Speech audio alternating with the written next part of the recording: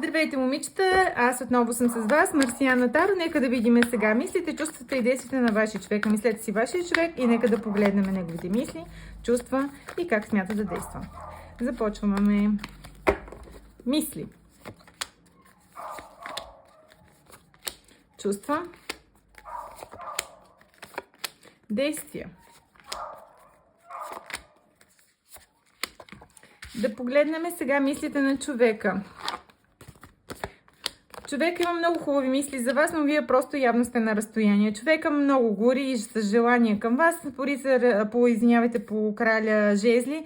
Това е много силна страст. Това е желание.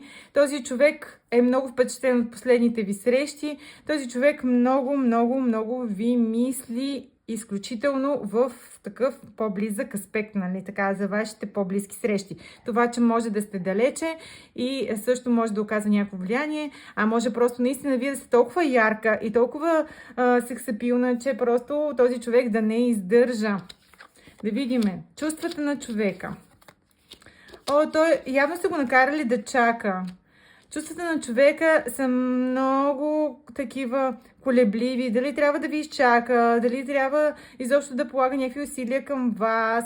Нещо вие не му откликвате явно емоционално на този човек, защото той в момента изчаква някакъв момент, в който или да направите вие избор в негова посока, или просто той да ви впечатли по някакъв начин, за да може тази страст да не е просто, нали, единственото нещо, което да ви свързва.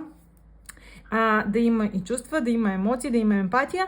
Този човек би искал да е малко по-мекичко във вашите отношения, да е малко по-уютно във вашето общуване и би ви изчакал, би намерил начин да събуди във вас тези чувства и аз съм сигурна, че ще приложи даже и някакви такива тактики. Да видим сега действията на човека.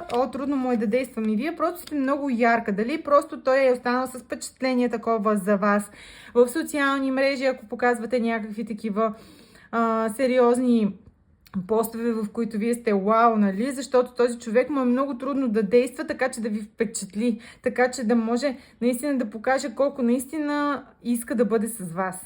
Действията на човека са много тежки, са много тромави и ако направи нещо, то ще е много така доста, даже някакво старовремско, така да го кажем. Човека просто не знае как да постъпи към вас. Вие сте толкова ярка, толкова красива. Момичета, пожелавам всичко да е прекрасно и до следващото видео.